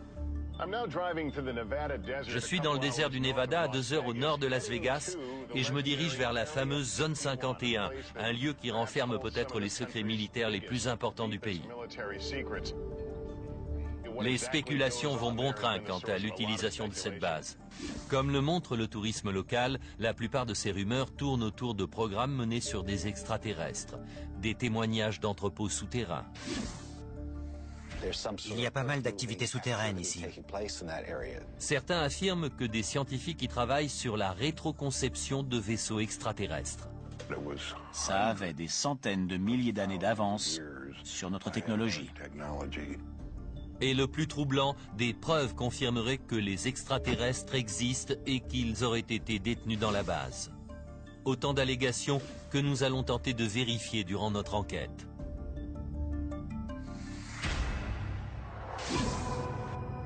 Depuis sa construction en 1955, la Zone 51 a toujours été entourée de mystères. Conçue comme un site d'entraînement pour les avions espions U-2, son rôle consistait à abriter les projets militaires secrets. La principale préoccupation de la base, c'était de préserver le secret. Puis, le secret est devenu sa mission principale. Ce lieu, isolé dans le désert, appelé 51 sur cette carte des années 50, semble être l'endroit idéal pour une base noire. Mais au fur et à mesure que l'infrastructure et l'activité grandissent, des informations ont commencé à filtrer. L'avion espion U-2, le SR-71, les avions furtifs, tous ont été testés ici. Et toute l'activité aérienne qu'on peut voir du sol indique que cette base sert à tester les avions. Bien que des opérations militaires de grande envergure aient lieu sur le site, le gouvernement refuse d'admettre son existence. À l'époque de sa construction, et aujourd'hui encore, le spécialiste et guide de la Zone 51, Glenn Campbell, étudie la base depuis le début des années 90. C'était comme aller au spectacle. On prenait sa voiture et on allait voir la base secrète qui n'existait pas. J'ai rendez-vous avec Glenn Campbell. J'ai rencontré Glenn pour la première fois il y a 16 ans, quand je suis venu ici même pour essayer de trouver des réponses sur la Zone 51. Dans ce reportage de 1994, nous n'avions eu qu'à nous rendre en haut d'une colline pour voir la totalité de la base. Depuis ce point de vue, on peut admirer une série de bâtiments ordinaires. Aujourd'hui, l'armée a étendu son contrôle sur tout le terrain entourant la base. Avoir un bon aperçu semble donc plus compliqué. Alors qu'est-ce qu'on va voir? On va pas pouvoir voir grand-chose en restant au sol. Vous avez apporté des photos satellites. L'imagerie satellite est bien meilleure aujourd'hui. Certaines photos sont incroyables. Regardez les pistes d'atterrissage là. C'est avec ces photos qu'on voit le mieux. Oui, les mesures de sécurité qui entourent cet endroit font partie du mystère. Ça attise les curiosités et ça nourrit les théories du complot. Oui, la sécurité est élevée ici. Regardez autour, c'est un bon endroit pour se cacher, non? C'est un sacré bon endroit. C'est à la fin des années 80 que la zone 51 a commencé à attirer l'attention du public quand un physicien nommé Bob Lazar a fait des révélations explosives. Il prétend à l'époque qu'il a travaillé sur un projet top secret de rétroconception sur un vaisseau extraterrestre. Il m'a dit, John, j'y étais, je l'ai touché, c'était réel, c'était E.T. Ça ne pouvait pas venir de chez nous.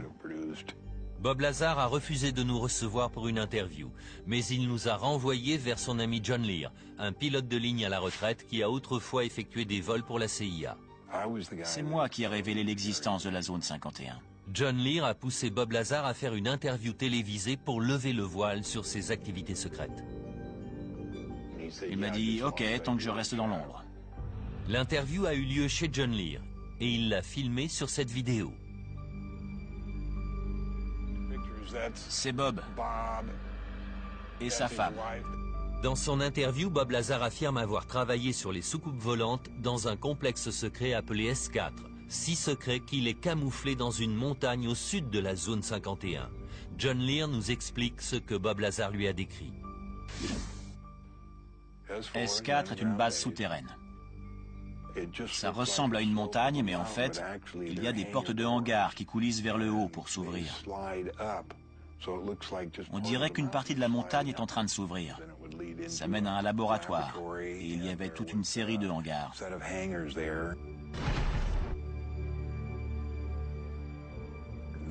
Il y avait 9 hangars en tout, et dans chaque hangar, il y avait un vaisseau extraterrestre.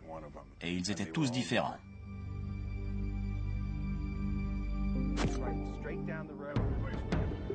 Si tout cela est vrai, se pourrait-il que le gouvernement utilise la zone 51 comme une zone de stockage pour la technologie extraterrestre? Quel que soit le type de secret enfermé dans la zone 51, il est clair que les visiteurs n'y sont pas les bienvenus. On ne peut pas aller plus loin que ça. La première chose que je remarque, c'est qu'il n'y a pas de clôture, juste ces deux panneaux. À première vue, le système de sécurité ne paraît pas impressionnant. Mais les différents niveaux de sécurité apparaissent rapidement. Je vois qu'il y a des trépieds sur la colline. Ils nous observent? Ce sont des caméras. Ils nous regardent. Ils surveillent la route, là. Impossible de passer en douce. Et si on passe au travers, il y a nos amis là-haut. En effet. Dans le 4x4. Ils sont là 24 heures sur 24. Des capteurs sensoriels au sol, des caméras et un service de sécurité privé en permanence. Mais la meilleure protection de la zone 51 reste certainement le désert. En arrivant ici, je m'attendais à voir des barbelés de 5 mètres de hauteur. Il n'y a rien de tout ça, juste quelques piquets. Ces piquets sont les seuls témoins que la loi du Nevada vous oblige à avoir pour délimiter un territoire. Ils n'ont pas besoin de clôture ici. Ils ont 20 km de désert autour d'eux pour protéger la base. Le panneau est classique, danger propriété privée. Jusqu'à ce qu'on arrive en bas, l'usage de la force à des fins mortelles est autorisé. On se demande ce qu'il peut y avoir de si secret pour qu'ils tuent.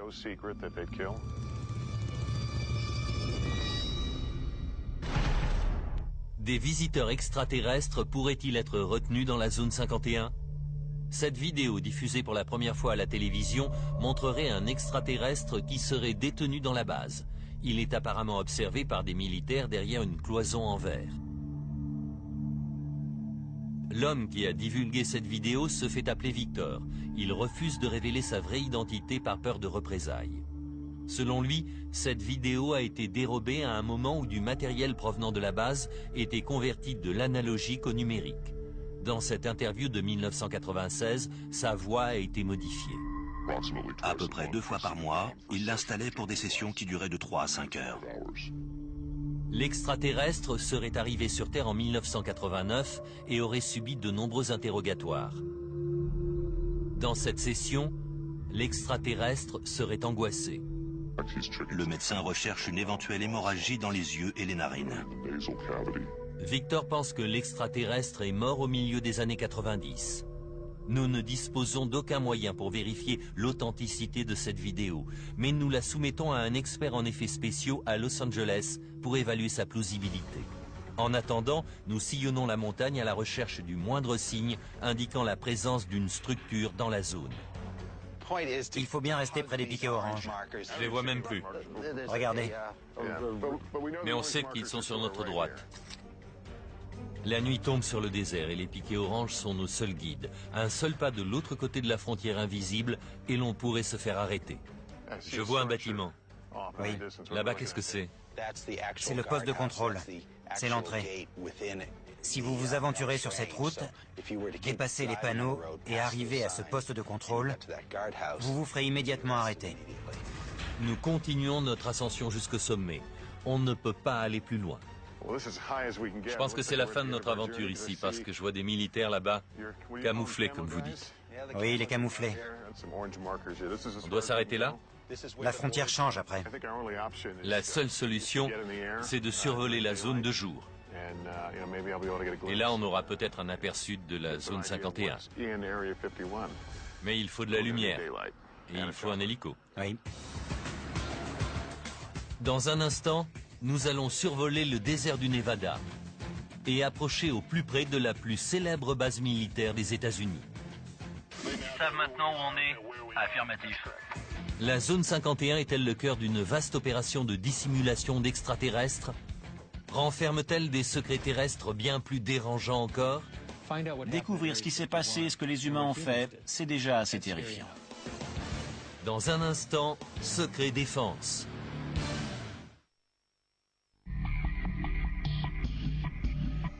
Les seules personnes qui savent ce qui se passe réellement dans la zone 51, ce sont les employés. Et leur identité jusqu'au personnel d'entretien est tenue secrète. Selon nos sources, ce bus blanc aux vitres teintées transporte tous les jours les employés des environs jusqu'à la zone 51. Ceux qui ne viennent bus font le trajet aller-retour dans un avion banalisé spécialement affrété pour eux. Ils viennent tous les matins de Las Vegas dans des avions privés appelés Janet sur les fréquences radio. Cette vidéo de surveillance montre des employés qui rentrent de la zone 51 dans ce 737 privé. Ces avions n'ont pas de nom de compagnie. Ils ont juste une bande rouge sur le côté. Travailler à la base signifie accepter d'adopter un style de vie secret. On ne peut même pas dire qu'on travaille là. Jonathan Turley est un avocat spécialisé dans les procès impliquant la sécurité du territoire. Il découvre la zone 51 en 1994 quand il est contacté par des employés gravement malades. En gros, on leur a dit de mourir en silence. Ils n'étaient pas censés parler à un avocat ni à un docteur. Bien qu'ils aient signé des accords de confidentialité, certains employés racontent à Turley qu'ils ont été exposés à des matériaux toxiques sur la base. Parmi eux se trouvait le métallurgiste Robert Frost. Il ne pouvait pas dire au docteur sur quoi il travaillait ou ce à quoi il avait pu être exposé. Il aurait pu aller en prison pour ça. En 1994, nous avions interviewé la veuve de Robert Frost, Hélène. Elle nous avait parlé du premier jour où son mari était revenu avec d'étranges symptômes.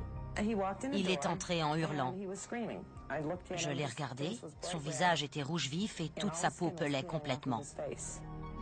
Jonathan Turley intente un procès contre l'armée l'accusant de négligence caractérisée dans la destruction de déchets dangereux ayant entraîné un empoisonnement. Ils ont creusé une tranchée de la taille d'un stade de football.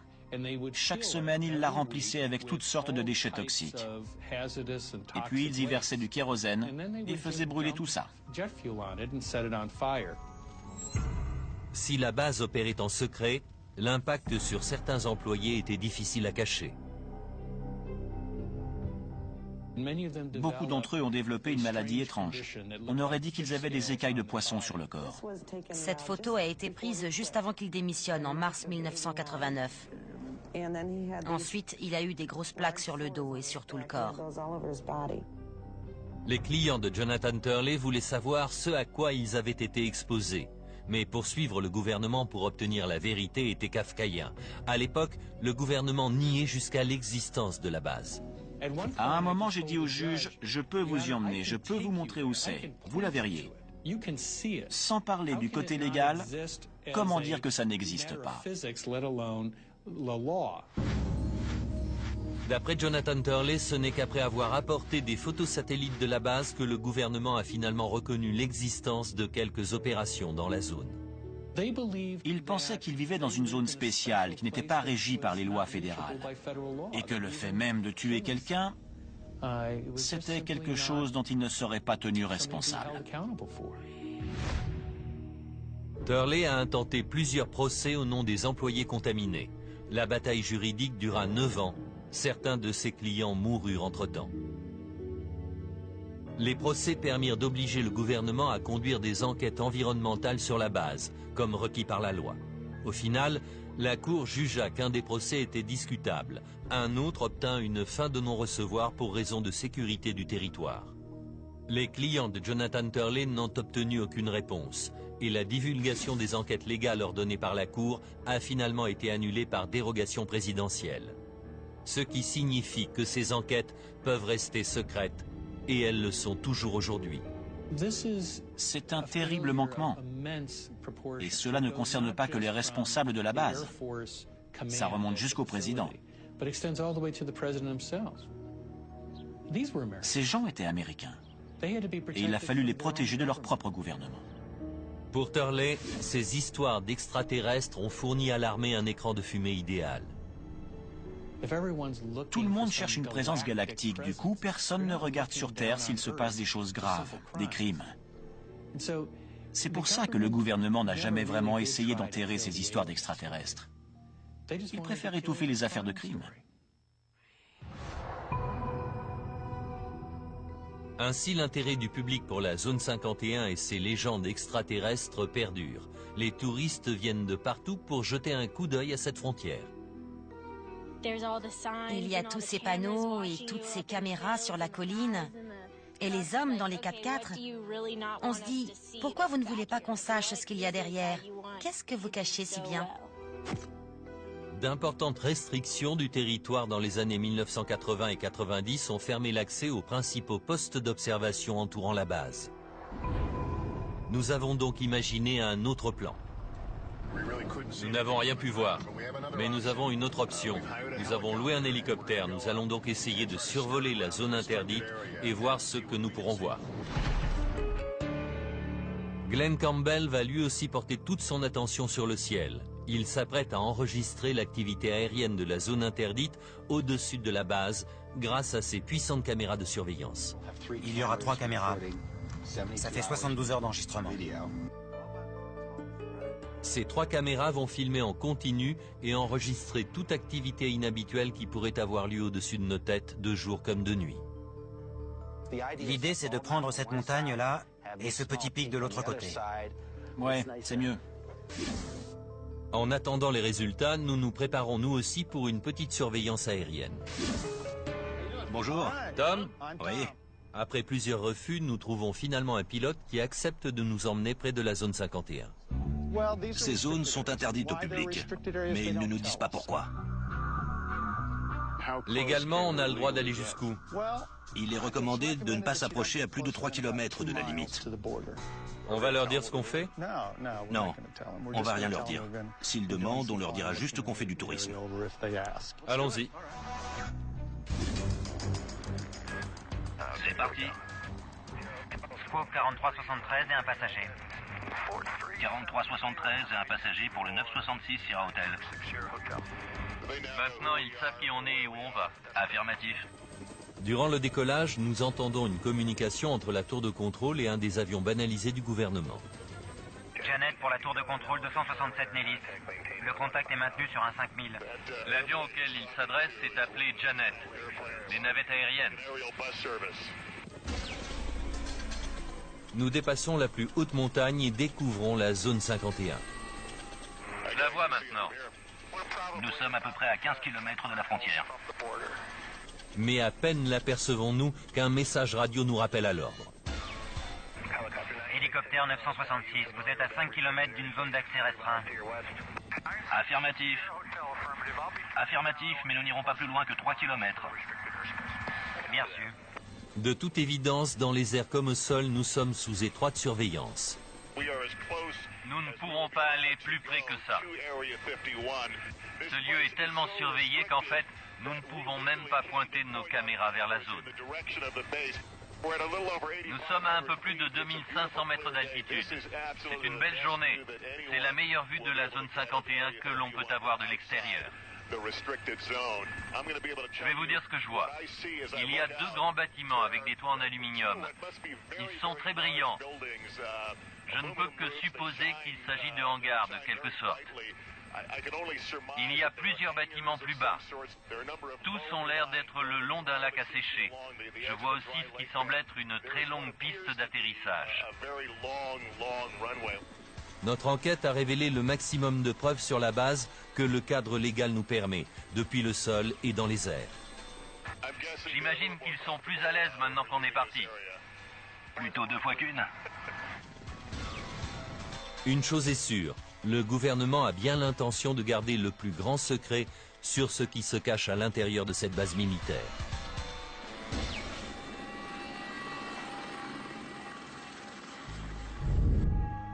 Après 72 heures de surveillance, nos caméras ont capté quelques anomalies. Une étrange tempête balaie la zone. Une lumière flotte sur l'horizon. Et soudain, nous apercevons ce disque lumineux dans le coin de l'écran. Après examen, la lumière s'avère être une voiture roulant sur une route désolée. Le disque, en revanche, reste inexpliqué. Selon Campbell, il pourrait s'agir de la Lune.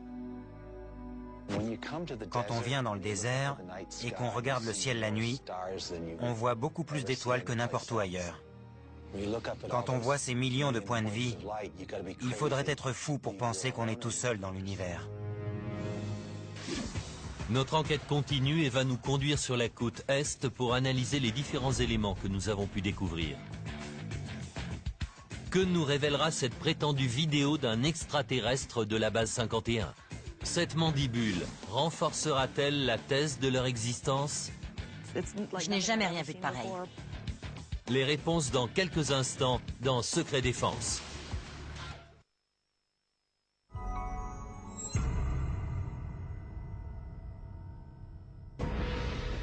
Notre enquête arrive maintenant au stade de l'analyse des éléments que nous avons découverts. Cette vidéo montrant un extraterrestre va-t-elle nous permettre d'obtenir des réponses quant à la vie au-delà de la Terre? Cette mandibule pourrait-elle prouver que des restes extraterrestres sont cachés dans des bases comme celle de Wright-Patterson? Nous étudierons toutes les possibilités auprès d'experts, en commençant par un des créateurs d'effets spéciaux les plus réputés d'Hollywood. Je cherche l'image irréfutable. L'image que je ne vais pas pouvoir, ni personne d'ailleurs, décortiquer. Kevin Yagher conçoit des créatures pour les films, des aliens, des humains. Les plus célèbres sont la poupée Chucky et Freddy Krueger. Fort de ses 25 ans d'expérience, Kevin Yagher a accepté d'examiner la vidéo et de nous donner son avis d'expert.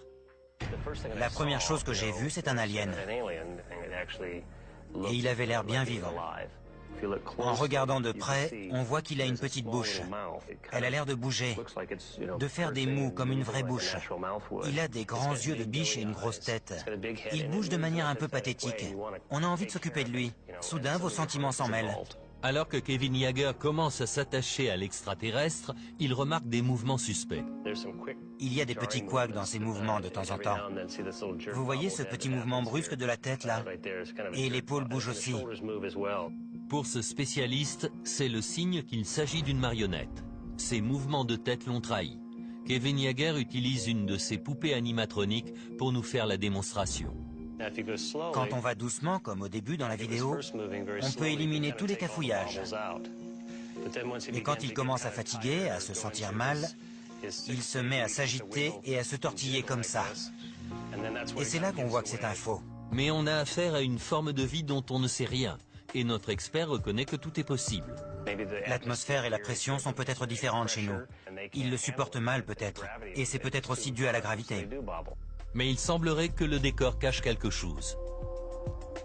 La vidéo est très sombre. Et l'alien a l'air d'être assis dos à un bureau.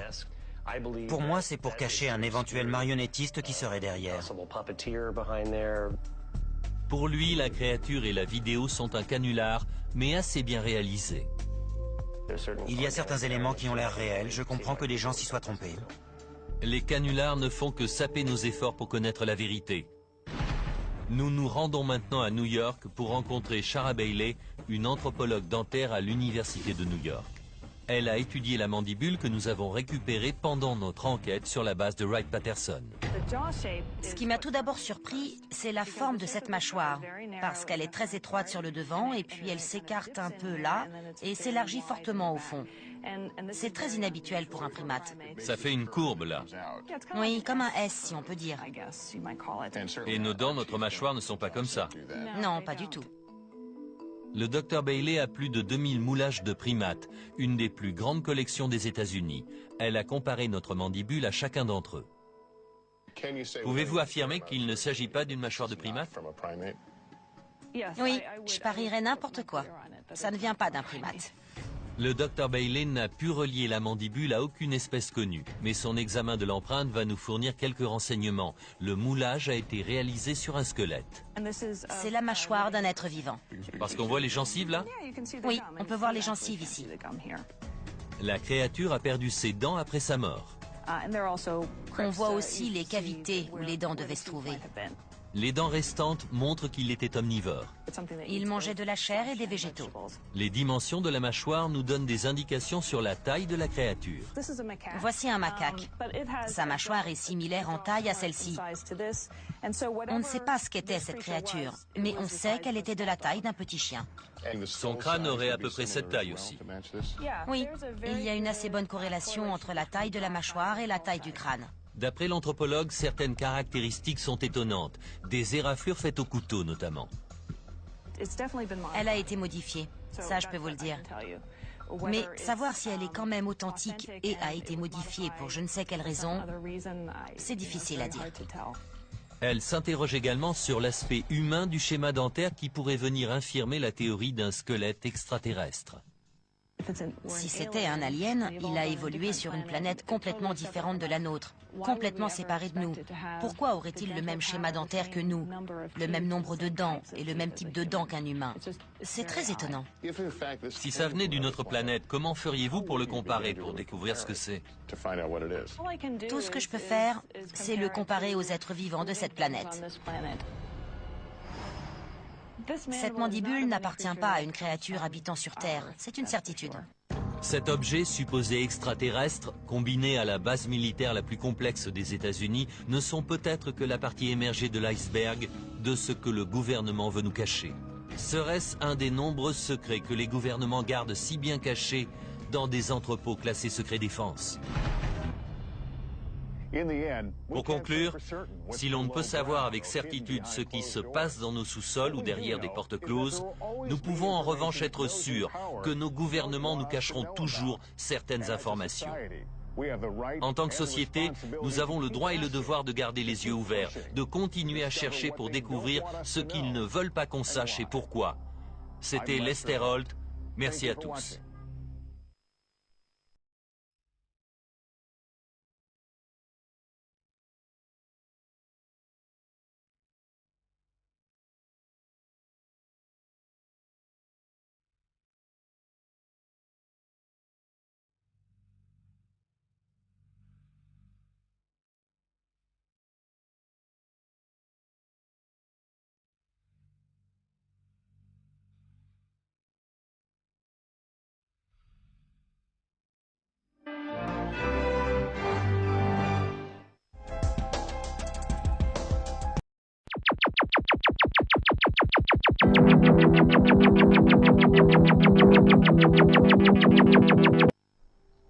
Des anciennes civilisations jusqu'à nos jours, en passant par l'époque médiévale, les théories conspirationnistes ont toujours existé. Théories selon lesquelles ceux qui nous gouvernent nous cachent d'importantes informations. Si les allégations varient, une question revient sans cesse. Que nous cache-t-il? Pourquoi le cache-t-il? Et où le cache-t-il? Les entrepôts secrets du gouvernement américain. Où sont-ils et quels secrets renferment-ils? Les lois fédérales ne s'appliquent pas à un lieu qui n'existe pas. Ce soir, nous allons mener l'enquête. Comment les gens entrent là-dedans? Une enquête qui va nous mener dans le monde entier à la recherche de réponses, en commençant par des personnes haut placées à Washington. Y a-t-il des bases militaires dont on ignore l'existence? Jusqu'à une base militaire abandonnée à Montauk, guidée par l'enquêteur Richard Dolan. On commence déjà à voir les perturbations. Nous survolerons la légendaire zone 51 dans le Nevada en compagnie du chercheur Glenn Campbell. Hélicoptère 966, vous êtes à 5 km d'une zone d'accès restreinte. Puis nous traverserons l'océan pour nous rendre dans ce qui sont sans doute les plus grandes archives sur Terre, le Vatican. On peut aller voir les archives maintenant? Notre enquête lèvera le voile sur de choquantes expériences secrètes menées par le gouvernement américain sur ses citoyens. Ces gens nous servaient de cobayes humains. Sur l'existence d'OVNI. Je ne pouvais pas leur dire ce que j'avais fait parce que c'était top secret. Des éléments découverts sur une base secrète pourraient prouver que le gouvernement américain nous cache la vérité sur les extraterrestres depuis des décennies. Ce n'est pas humain.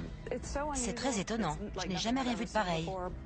Nous rencontrerons des informateurs qui nous diront ce qui est caché et où. Il y a des milliers de tunnels souterrains. Et pour la première fois à la télévision, nous vous montrerons des images d'un extraterrestre qui aurait été dérobé dans la zone 51. Rejoignez-nous dans cette expédition pour découvrir la vérité sur ce que nous cachent les gouvernements.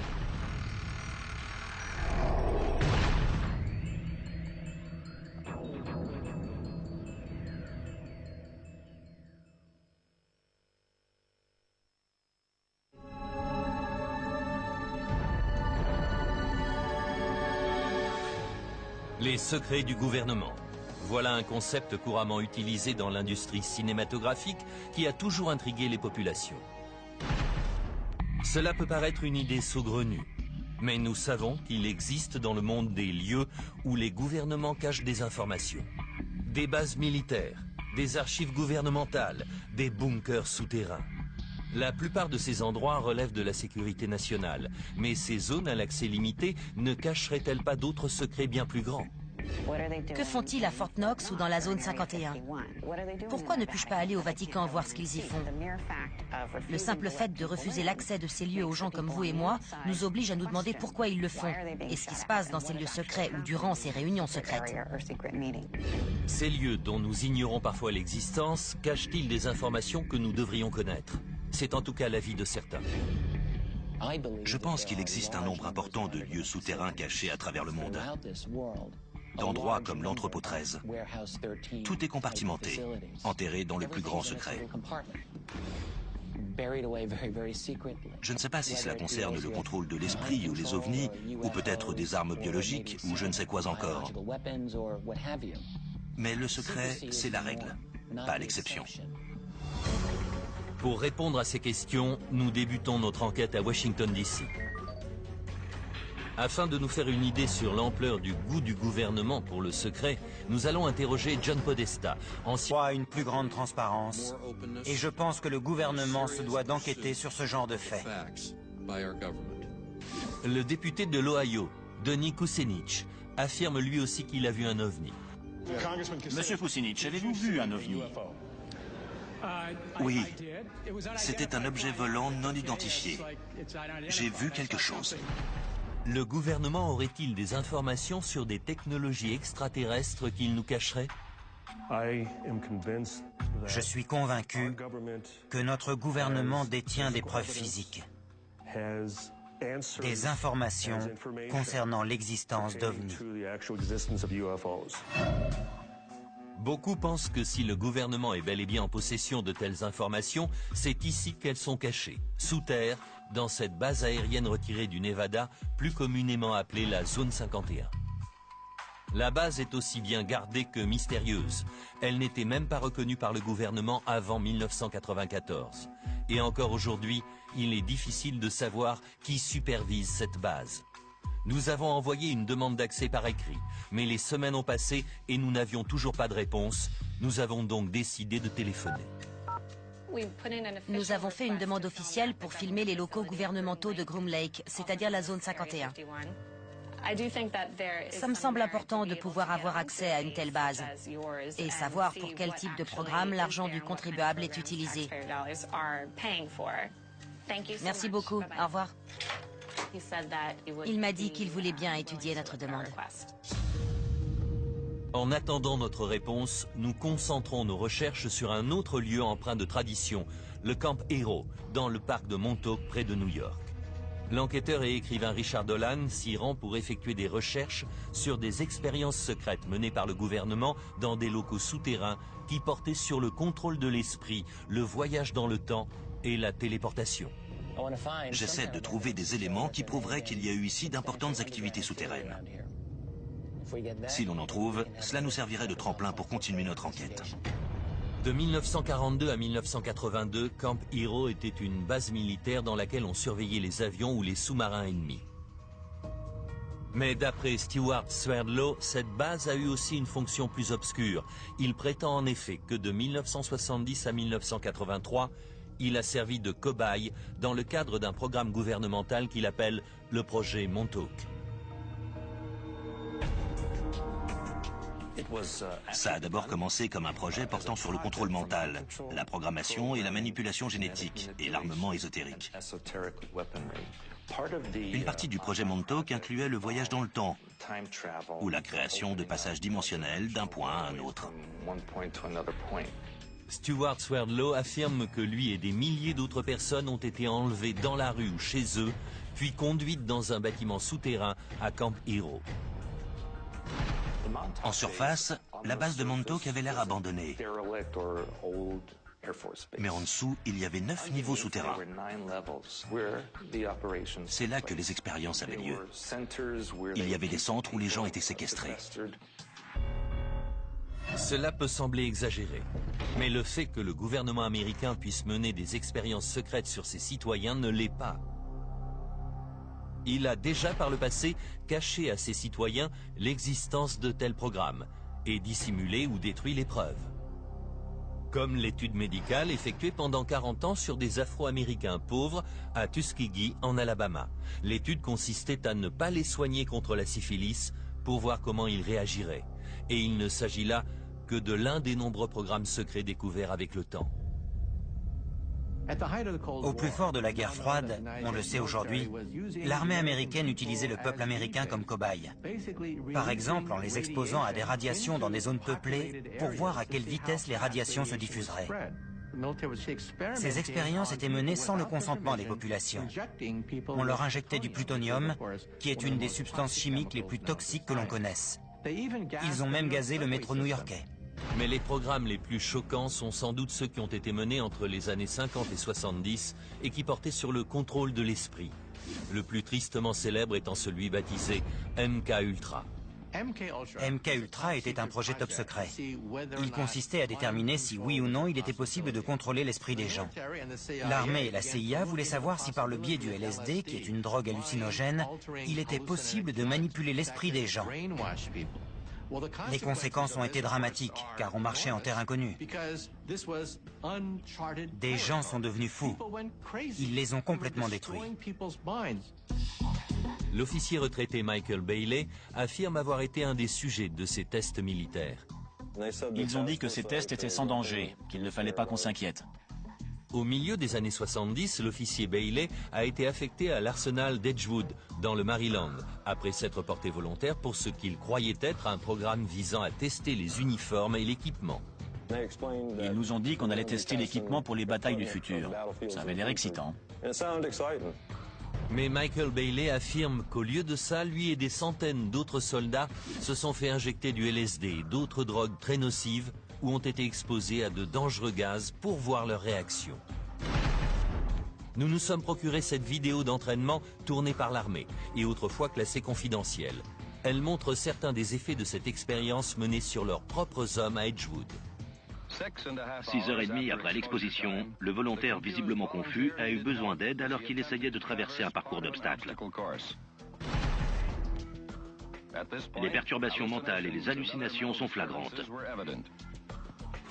Aujourd'hui, l'officier Bailey estime que le gouvernement l'a trahi. On faisait confiance au gouvernement et à l'armée, mais ce n'était qu'un ramassis de mensonges. Beaucoup de gens ont souffert à Edgewood. Plus d'une centaine d'expériences de la sorte ont été menées dans des bases militaires, des hôpitaux et même dans des universités réputées comme Princeton ou Harvard. Le but de ces expériences était de créer le parfait soldat, ce qui, en d'autres termes, pourrait être décrit comme la parfaite machine à tuer. Mais ces programmes ont eu des conséquences désastreuses.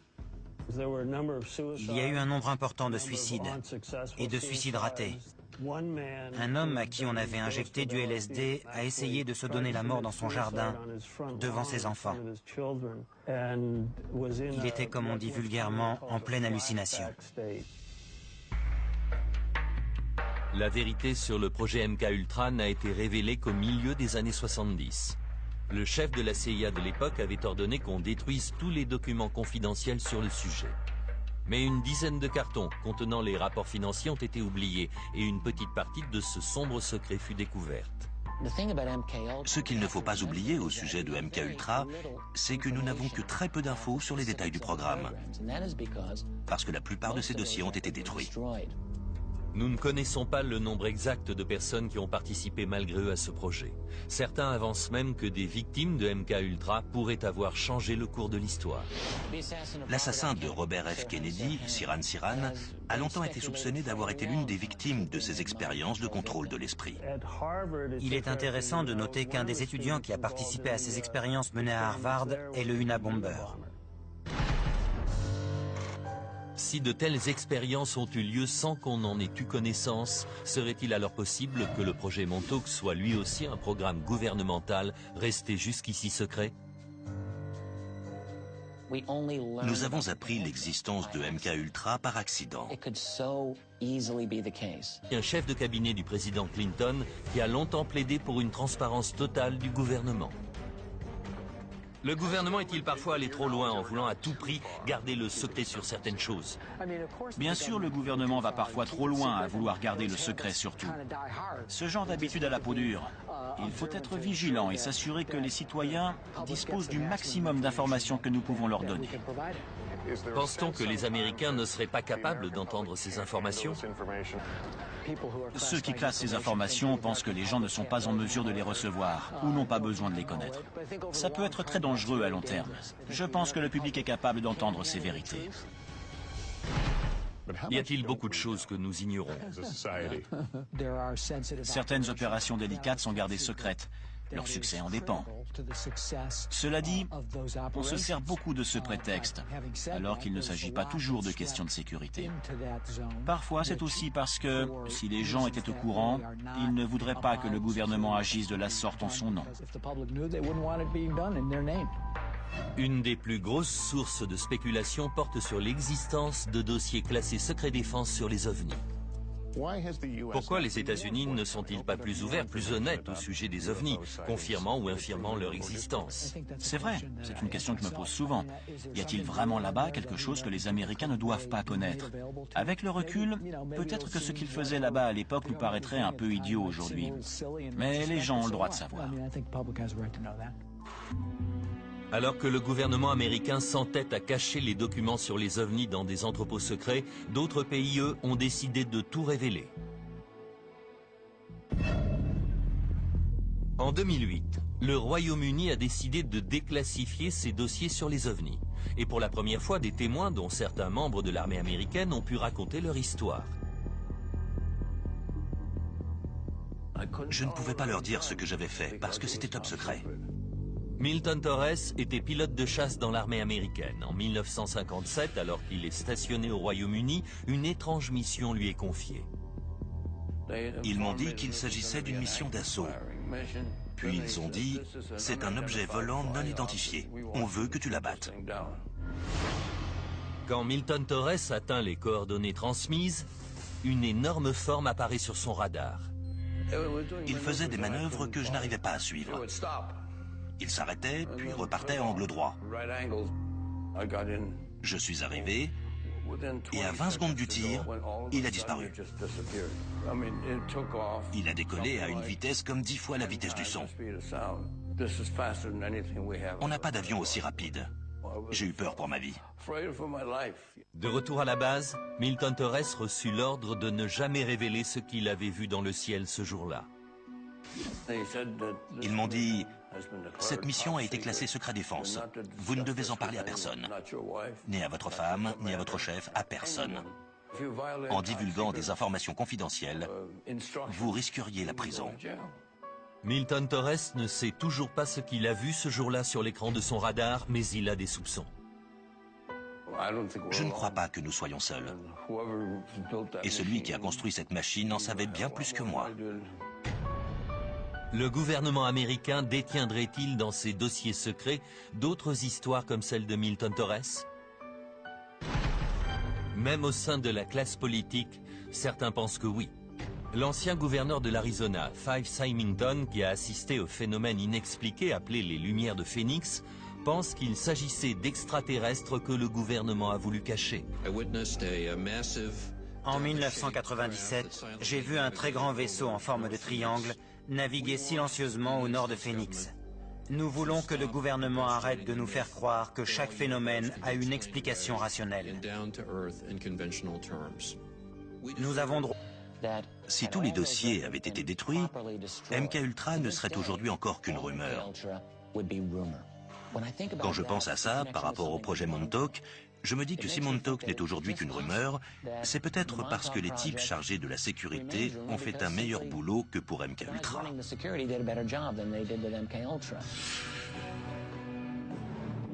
Le gouvernement américain a-t-il mené des expériences secrètes dans les bunkers souterrains de cette ancienne base militaire?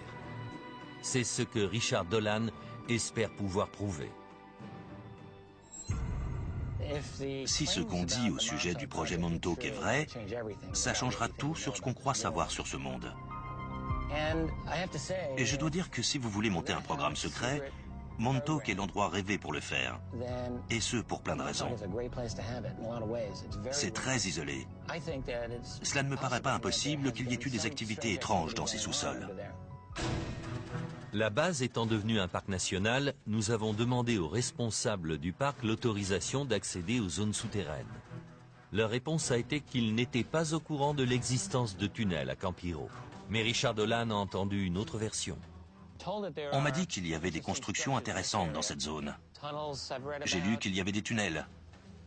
Je voudrais voir quelque chose. Ce qu'il va découvrir nous fera peut-être changer d'avis sur le projet Montauk. Qu'est-ce que c'est que ça? Attendez. Qu'est-ce que c'est? Dans quelques instants, nous rejoindrons Richard Dolan à Montauk où nous emploierons les technologies les plus modernes pour explorer les sous-sols. Ça pourrait bien être une structure souterraine. Ensuite, nous examinerons certains éléments qui pourraient apporter la preuve que l'armée américaine nous cache l'existence d'une vie extraterrestre depuis des années. Est-ce la preuve qu'on attendait tous? Mais d'abord, c'est à Rome que nous nous rendons pour tenter de franchir les portes du Vatican afin de visiter l'un des lieux les plus mystérieux du monde, les archives secrètes du Vatican. Personne ne sait exactement ce que renferment les archives du Vatican. C'est tellement grand. Tout ceci quand Secret Défense revient.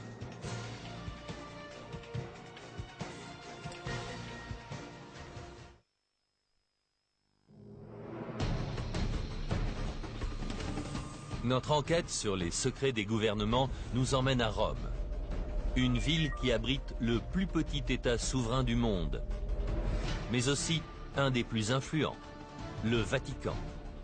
C'est le siège de l'Église catholique et de son milliard de fidèles. Bien que son pouvoir ne s'étende que sur 44 hectares, son influence, elle, est mondiale. Le Vatican est un lieu fascinant parce que c'est la plus vieille organisation encore existante aujourd'hui sur Terre. On peut remonter jusqu'à 2000 ans en arrière. De nombreux documents attestent de l'influence du Vatican à travers les époques. Et son rôle, notamment dans le domaine des arts, est fièrement exposé. C'est un des plus grands, si ce n'est le plus grand dépositaire de l'art, de l'histoire, de la tradition, de la théologie et des documents écrits. C'est un vrai trésor. Derrière moi se trouvent les murs sacrés du Vatican et à l'intérieur ses archives secrètes. 80 km d'étagères contenant des milliers de documents. Il s'agit sans doute des archives les plus riches de l'histoire du monde. Et pourtant, elles sont interdites à la plupart d'entre nous. Pendant des années, des universitaires et des citoyens se sont demandé ce qu'elles recelaient. Le Vatican cacherait-il d'importants secrets ? Personne ne sait exactement ce qu'il y a dans les archives du Vatican. C'est tellement grand. Et les universitaires n'ont qu'un accès partiel à ces archives. On n'en connaîtra jamais l'intégralité.